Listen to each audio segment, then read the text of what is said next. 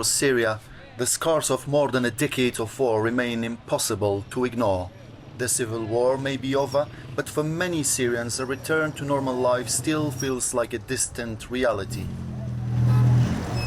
Yahya is a shoe seller in Hasakah, northeastern Syria. Like many small business owners here, he says rising costs and lack of customers are making it increasingly difficult to earn a decent living. Nothing has improved here at all. There's no work. We have to buy water. And all goods are very expensive. Household expenses do not match our income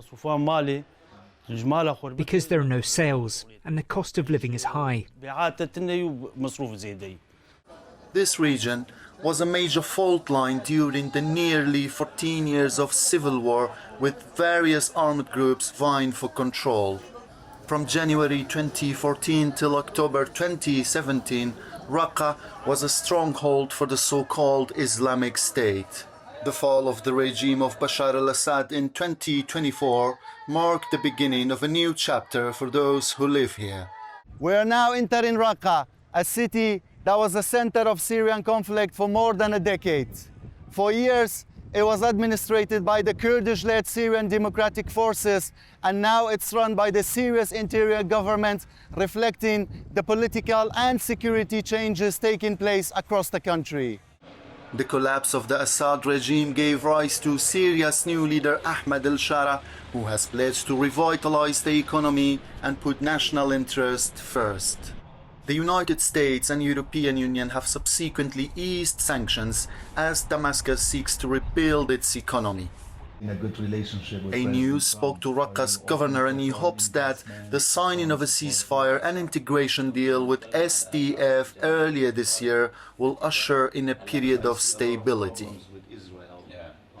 Officials hope that the inclusion of Rumaylan and al-Suwaidia oil fields in the agreement, giving the government greater control of these lucrative reserves, will provide a spark for this strategically important energy-producing region.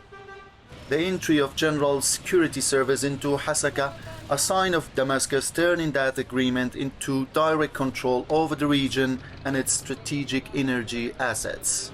I believe they should make the most of this opportunity because President Ahmed al-Shara is someone who gives everyone a chance to contribute to stability and security. In the end, they are Syrian citizens. They must receive their rights, and they must also fulfill their responsibilities towards the state and towards the new society. But major challenges persist. Many residents in the country's north say rising costs, limited public services and lack of opportunities continue to shape everyday life. Those here are calling on the new government to deliver big changes. The financial situation in the country is miserable. We suffer from many problems, such as the cost of fuel, gas, electricity and water. These are problems that affect the people in general and us in particular. According to the United Nations, more than 15 million Syrians require humanitarian assistance. The guns have fallen silent, but for many it's impossible to return home. Kamnia Hamad Malamatar has lived in a displacement camp for 7 years after she was driven from her home by armed groups. We've endured the heat, the cold, hunger, everything, just to stay alive and keep our health. She says returning home is impossible because of widespread destruction and lack of basic services. Our homes are completely destroyed. We're from Baba al-Khair. There are no standing houses, no infrastructure, no electricity, no water. Nothing has been restored to make it possible for us to return.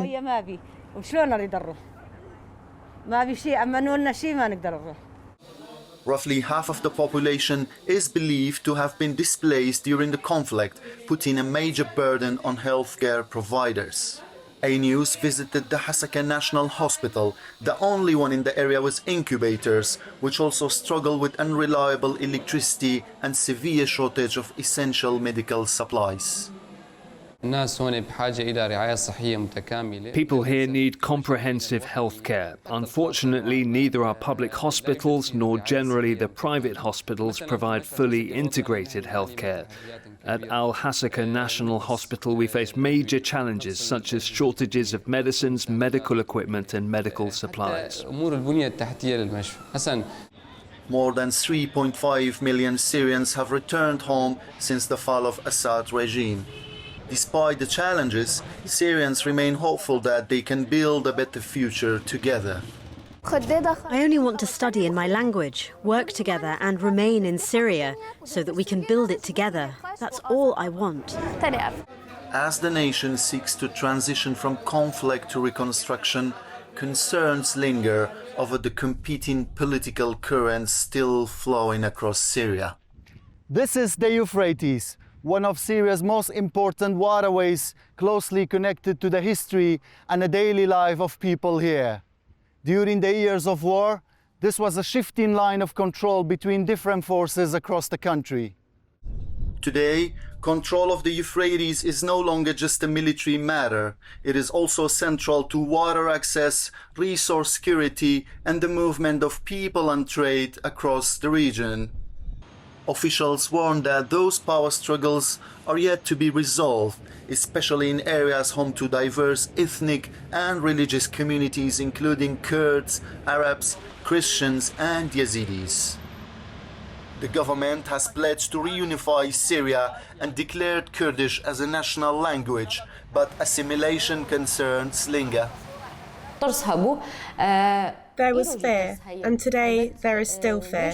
Specifically, the war between the Kurds and the Arabs created a problem. Now the Kurds look at the Arabs with suspicion, and the Arabs look at the Kurds with suspicion.